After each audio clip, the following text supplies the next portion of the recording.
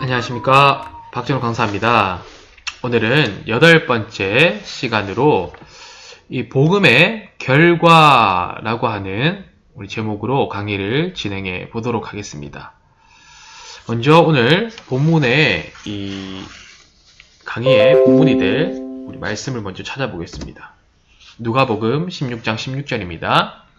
율법과 선지자는 요한의 때까지요. 그 후부터는 하나님 나라의 복음이 전파되어 사람마다 그리로 침입하느니라.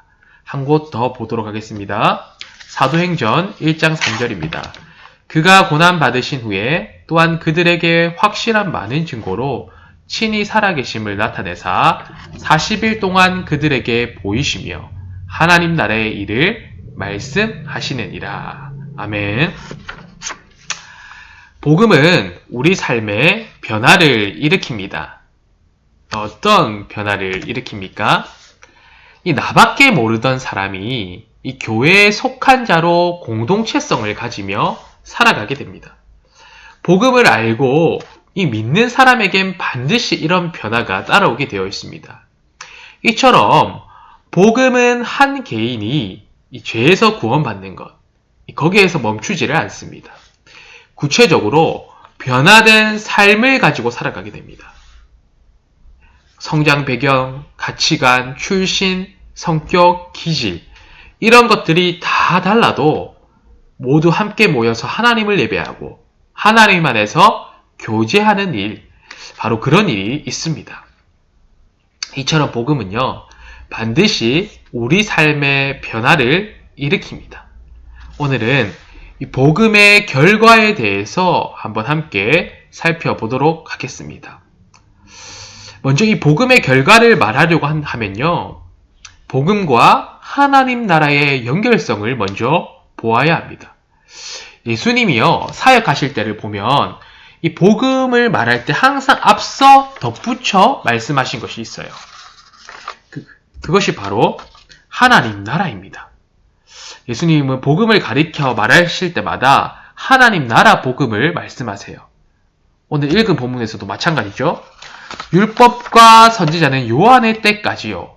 그 후부터는 하나님 나라의 복음이 전파되어 사람마다 그리로 침입하느니라. 이처럼 예수님은 복음과 하나님 나라를 항상 연결해서 말씀하세요. 왜 그럴까요? 복음을 믿는 그 사람에게 하나님 나라가 임하기 때문입니다. 그래서 마태복음 12장 28절에서는 이렇게 말을 합니다. 그러나 내가 하나님의 성령을 힘입어 귀신을 쫓아내는 것이면 하나님의 나라가 이미 임하였느니라. 예수님은 복음을 믿는 자에게 하나님의 나라가 이미 임하였다라고 말씀하십니다. 또한 이렇게도 말씀하시죠. 마가복음 1장 15절입니다. 때가 찼고 하나님의 나라가 가까이 왔으니 회개하고 복음을 믿으라. 하나님의 나라가 가까이 왔으니 회개하고 복음을 믿으라 말씀하십니다. 하나님 나라와 이 복음을 같이 말씀하시는 것이죠. 또 누가복음 17장 20절에서 21절에서도 이렇게 말씀하십니다. 바리새인들이 하나님의 나라가 어느 때에 임하나이까 묻거늘 예수께서 대답하여 이르시되 하나님의 나라는 볼 수 있게 임하는 것이 아니요 또 여기 있다 저기 있다고도 못하리니 하나님의 나라는 너희 안에 있느니라. 예수님은 사람들에게 황당한 말씀을 어떻게 보면 계속 하시는 거죠. 하나님의 나라가 가까이 왔느니라. 하나님의 나라가 이미 임하였느니라. 하나님의 나라가 너희 안에 있느니라. 그러니 너희가 복음을 믿고 회개하라. 이것이 예수님의 메시지였습니다. 이처럼 예수님은요, 이 복음과 하나님의 그 나라를 연결해서 계속해서 말씀을 하셨습니다. 복음을 믿는 자에게는 이 복음의 결과로 하나님의 나라가 임하게 되는 것이 있음을 말씀하신 것이죠. 자, 그러면 복음의 결과로 하나님의 나라가 임한다는 것은 어떤 의미일까요? 어떤 의미냐면요, 복음을 믿음으로 내가 하나님의 백성이 되고 왕이신 하나님의 통치를 받기 시작했다라는 것입니다. 이전에는 죄로 인하여 세상의 임금인 그 사단의 통치를 받았다라고 한다며 이제는 하나님의 백성으로 왕이신 하나님의 통치를 받기 시작했다라는 것입니다. 우리가 흔히 이 나라 하면 무엇부터 떠올립니까? 이 땅부터 떠올리죠. 땅이 있어야 나라가 성립되기 때문입니다. 하지만 성경에서 나라를 말할 때는요, 이 땅보다 통치의 개념을 우선적으로 말하는 것입니다. 왕이신 하나님의 통치, 이 그분의 다스림을 받는 것을 우선적으로 더욱 말하고 있습니다. 이 세상에서는 이 나라의 영토가 중요하죠. 나라의 범위와 존재를 이 땅이 규정하기 때문입니다. 각 나라들마다 정해진 영토 경계선이 있고요. 그 안에서만 자치권을 행사할 수 있습니다. 통치권자가 자기 나라를 이탈하면 어떻습니까? 영향력을 잃어버리죠. 하나를 예로 들어보겠습니다. 우리나라에 주한미군이 있습니다. 주한미군이 거주하는 땅은 우리나라에서 무상으로 준 땅이죠. 빌려준 것입니다. 그래서 법적으로는 우리나라 땅입니다. 하지만 그곳은 거의 미국 땅과 다를 것이 없기도 합니다. 그곳에서는 우리 통치권자의 말이 먹히지 않기 때문입니다. 한국의 법으로 다스려지는 곳이 아니라 미국 법으로 다스려지는 곳이기 때문입니다. 그래서 주한미군들이 막 사고를 치고 이 복귀를 해버리면 어떻게 됩니까? 우리가 뭐 할 수 있는 것이 없습니다. 다만 사건을 좀 조사해달라, 엄하게 다스려달라 요청할 수밖에 없어요. 이렇게 한 나라 안에서도 통치권자의 영향력은 제한될 수가 있습니다. 하지만 하나님의 그 입장에서는 그럴 필요가 없는 것이지요. 우리 하나님은 영토의 제한을 받으시는 분이 아닙니다. 우리 하나님은 어느 곳에나 계시는 분이죠. 무소부재하신 분입니다. 그래서 우리는 어디에 있든지 왕이신 하나님의 통치와 다스림을 요청할 수 있고 받을 수가 있습니다. 하나님의 백성으로 안전과 보호를 우리가 받을 수 있다는 것이죠. 그렇기 때문에 하나님의 나라에서는 땅의 개념도 중요하지만 그것보다 더 하나님의 통치를 받는 것, 이것이 더 앞서고 중요하다는 것입니다. 복음으로 인하여 죄사함을 받아 하나님의 통치를 받을 수 있는 조건에 내가 있느냐 없느냐, 이게 더욱 중요하다는 말이죠. 이와 같이 예수님은 복음의 결과로 복음을 믿는 자가 하나님의 백성으로 왕이신 하나님의 통치를 받는 일이 있다라는 것을 알려주십니다. 바로 이러한 결과를 우리에게 주시기 위해서 예수님은 이 땅에 오셨고 십자가 위에서 우리의 죄를 대신하여 죽으시고 부활하셨습니다. 예수님의 그 희생과 섬김으로 인하여 그를 믿는 자마다 죄 사함을 얻어 구원받게 됩니다.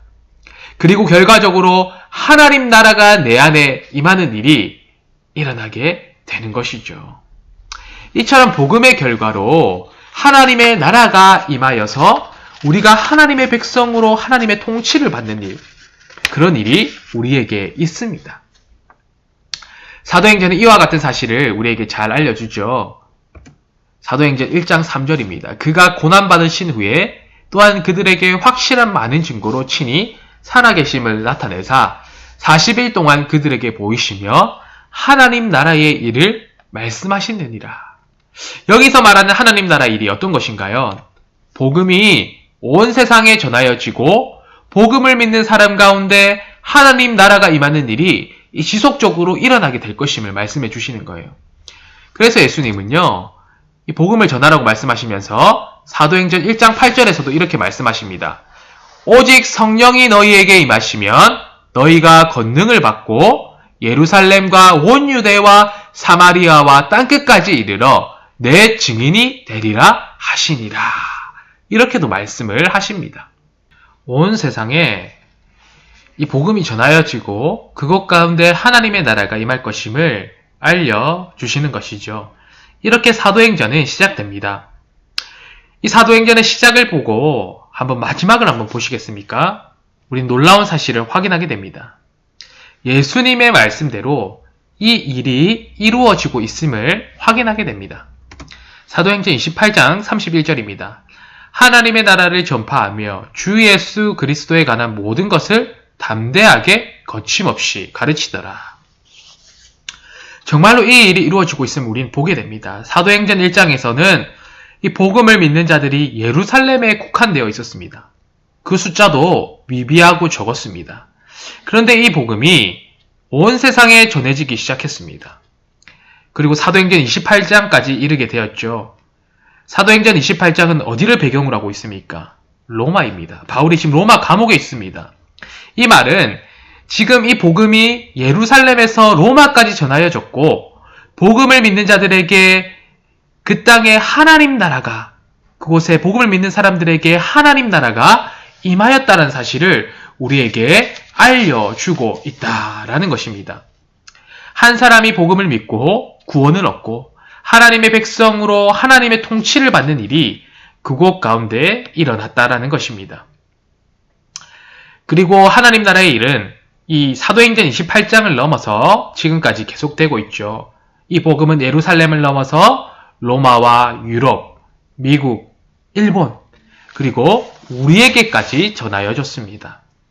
동쪽으로는 어떠한가요? 인도, 터키, 중국을 넘어서 우리에게까지 전하여졌습니다. 예수님이 말씀하신 대로 하나님 나라의 일이 계속해서 이루어지고 있습니다. 이런 일을 보면 우리가 어떻게 하나님의 살아계심을 부인할 수 있겠습니까? 이 복음의 능력을 어떻게 부인할 수 있겠습니까? 우리 눈으로 보면 위기가 없었던 것도 아닙니다. 사도행전 초반부를 보시면 예수님이 승천하신 이후에 예루살렘 교회에 큰 박해가 일어납니다. 그래서 사도 외에는 믿는 자들이 다 흩어지고 말지요. 이 교회를 박해하던 사람들이 신이 났습니다. 그런데 결과적으로 어떻게 되었습니까? 도리어 그 사건을 계기로 믿는 자들이 흩어져서 복음을 전하기 시작합니다. 사도행전 1장 4절에서 6절입니다. 그 흩어진 사람들이 두루 다니며 복음의 말씀을 전할새 빌립이 사마리아 성에 내려가 그리스도를 백성에게 전파하니 무리가 빌립의 말도 듣고 행하는 표적도 보고 한 마음으로 그가 하는 말을 따르더라. 흩어진 사람들이 도리어 복음을 전하였고 그곳 가운데 복음을 믿고 구원받는 자가 생긴 것입니다. 하나님의 나라가 임하게 된 것이죠. 우리나라에 복음이 들어올 때도 그러했습니다. 우리와 생김새가 다른 외국 선교사님들이 이 복음을 들고 오셨습니다. 사람들은 복음을 배척하였고 심지어 선교사님들의 목숨까지도 빼앗았습니다. 이 일이 우리나라에서도 있었습니다. 그런데 결과적으로는 어떠합니까? 그 복음을 믿고 한 개인에게 하나님 나라가 임하는 일이 있었습니다. 우리가 지금 복음을 듣고 믿게 된 것도 다 이런 과정 가운데 있게 된 것입니다. 사랑하는 여러분, 오늘 우리에게 일어난 이 복음의 결과를 기억하시길 바랍니다. 우리는 하나님의 백성으로 왕이신 하나님의 통치를 받는 사람이 되었습니다. 죄를 사함받는 것뿐만 아니라 왕이신 하나님의 백성으로 위대하신 하나님의 통치를 받는 그런 백성이 되었다는 것이죠. 이 말은 우리가 하나님 나라 백성으로서의 특권을 갖게 되었다는 것입니다. 어떤 특권인가요? 왕이신 하나님께 적법한 통치와 보호를 삶 속에서 요청할 수 있는 그런 특권을 가지게 되었습니다. 그러니 우리의 삶 속에서 여러 가지 상황 가운데서 왕이신 하나님께 다스림과 보호를 요청하십시오. 나의 내면이 불안할 때마다 하나님의 통치를 요청하십시오. 관계의 문제로 내 안에 고독함과 우울함이 엄습할 때마다 하나님 내 영혼을 다스려 주십시오. 하나님 내 마음을 다스려 주십시오. 그분께 다스림을 요청하십시오. 뿐만 아니라 삶에 긴장이 되는 순간마다 요청하십시오. 하나님 내 마음을 다스려 주셔서 담대함과 용기를 주시옵소서. 하나님 나를 다스려 주십시오. 요청하십시오. 내가 감당할 수 없는 문제를 만날 때마다 왕이신 하나님께 돌봄과 보호를 요청하십시오. 우리가 외국에 있을 때 문제가 생기면 이 국가의 돌봄과 보호를 요청하지 않습니까? 우리에게도 하나님 나라 백성으로서 그럴 권리가 있습니다. 우리가 감당하기 어려운 문제를 만날 때마다 돌봄과 보호를 요청할 수 있는 특권이 있다는 것이죠. 그러면 우리 하나님은 신실하시고 자비하셔서 그의 백성들을 돌보시고 책임지시고 인도하십니다. 우리의 요청을 결코 묵인하지 않으시는 왕이십니다. 바로 이런 놀라운 이 특권이, 놀라운 일이 이 복음의 결과로서 우리에게 있습니다. 그런데 정말 또 중요한 것은 무엇이냐면요. 이것이 우리에게 복음의 결과입니다. 그런데 최종적인 결과는 아닙니다. 지금 우리는 이 복음의 결과를 누리고 있습니다. 왕이신 하나님의 돌봄과 보호를 누리고 있죠. 이것은 우리 결과로서 우리가 지금 가지고 있는 것입니다. 그런데 최종적인 결과는 아닙니다. 최종적인 결과는 따로 있습니다. 무엇입니까? 복음의 결과로서 우리에게 하나님 나라가 임하는 일이 있습니다. 완성될 하나님의 나라가 장차 임하게 될 것입니다. 요한계시록 최종적인 결과가 있죠. 우리에게 하나님 나라가 임하는 일이 있습니다. 완성될 하나님의 나라. 이 일을 요한계시록에서 이렇게 말을 합니다. 내가 들으니 보좌에서 큰 음성이 나서 이르되 보라 하나님의 장막이 사람들과 함께 있음에 하나님이 그들과 함께 계시리니 그들은 하나님의 백성이 되고 하나님은 친히 그들과 함께 계셔서 모든 눈물을 그 눈에서 닦아주시니 다시는 사망이 없고 애통하는 것이나 곡하는 것이나 아픈 것이 다시 있지 아니하리니 처음 것들이 다 지나갔으리라.